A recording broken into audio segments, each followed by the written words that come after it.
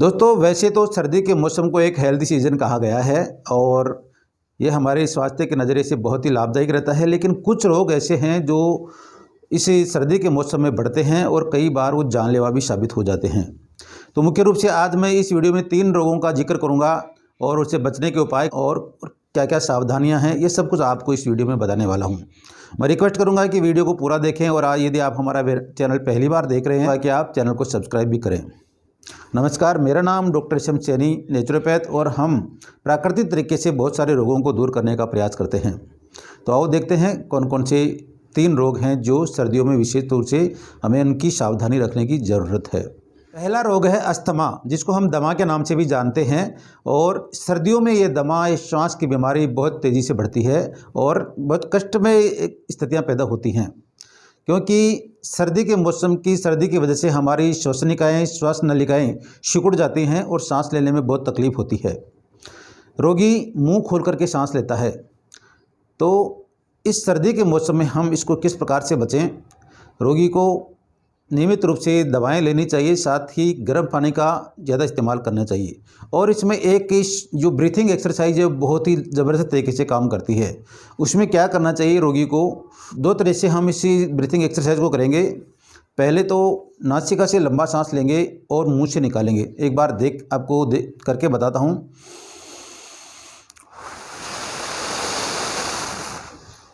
यानी कि हमारे होठों को सिकोड़ते हुए हमें सांस को बाहर फेंकना है, बाहर निकालना है। धीरे धीरे लंबा सांस लेंगे नासिकाओं से और मुंह से लंबा धीरे धीरे सांस को बाहर निकालेंगे। जब सांस लेंगे तो हमारा पेट बाहर आएगा और जब सांस को बाहर निकालेंगे तो पेट अंदर जाएगा। इस बात का विशेष ध्यान रखें तो हमें बहुत ही बेहतरीन परिणाम देखने को मिल सकते हैं। तो देखिए,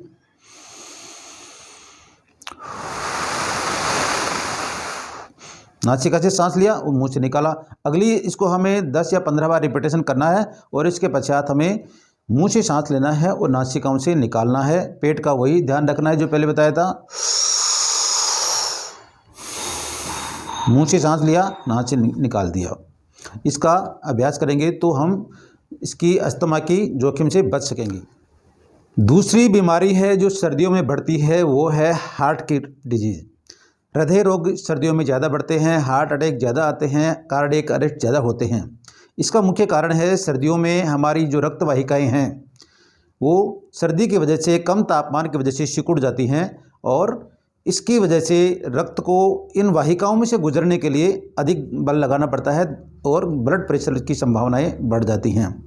ब्लड प्रेशर बढ़ने से हमारे हार्ट पर ज़्यादा को काम करना पड़ता है और इस वजह से ये बीमारियां बढ़ती हैं। साथ ही हम सर्दियों में बहुत सारे चिकनाई युक्त पदार्थों का ज़्यादा सेवन करते हैं। इससे हमारी बॉडी का कोलेस्ट्रॉल बढ़ता है, बैड कोलेस्ट्रॉल बढ़ता है और ये भी हार्ट अटैक का बहुत बड़ा कारण बनता है, कार्डियक अरेस्ट का बहुत बड़ा कारण बनता है। इससे बचने के लिए हमें नियमित रूप से यदि संभव हो तो सुबह सुबह 15-20-25 मिनट तक मॉर्निंग वॉक पर निकलें।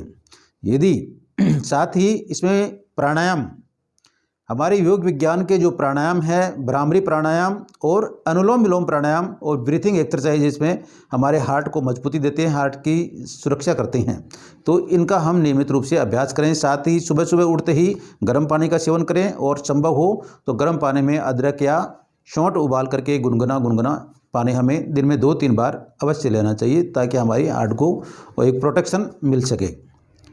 दोस्तों तीसरा रोग है जो सर्दियों में बढ़ता है, वो है आर्थराइटिस, ऑस्टियोआर्थराइटिस, रोमेटॉइड आर्थराइटिस अर्थात गठिया के रोग। जॉइंट्स में दर्द होता है तो दर्द के रोगी इस सर्दी के मौसम में दर्द ज़्यादा बढ़ता है, क्योंकि सर्दी में रक्त वाहिकाएँ सिकुड़ जाने से रक्त का जो प्रवाह है वो धीमा होता है।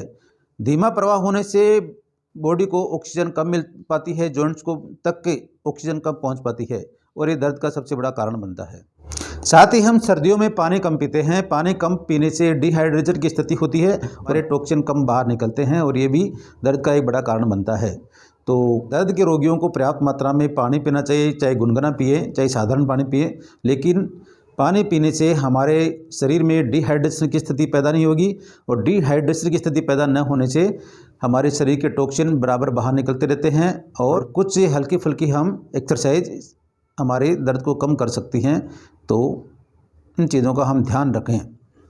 तो दोस्तों इन 3 रोगों का हम विशेष तौर से ख्याल रखना चाहिए और सर्दी में विशेष तौर से इन चीज़ों का जो मैंने उपाय बताए हैं उनको उपाय करेंगे तो निश्चित रूप से हम इनके आने वाले जोखिमों से हम बच सकेंगे। आज की इस वीडियो में इतना ही। मुझे उम्मीद है ये वीडियो आपको पसंद आया होगा और दी गई जानकारी आपके लिए फ़ायदेमंद होगी। जल्दी मिलते हैं एक नए वीडियो में एक नई जानकारी के साथ। तब तक आप हमारे YouTube चैनल डॉक्टर हेल्थ गुरु से जुड़े रहिए। नमस्कार।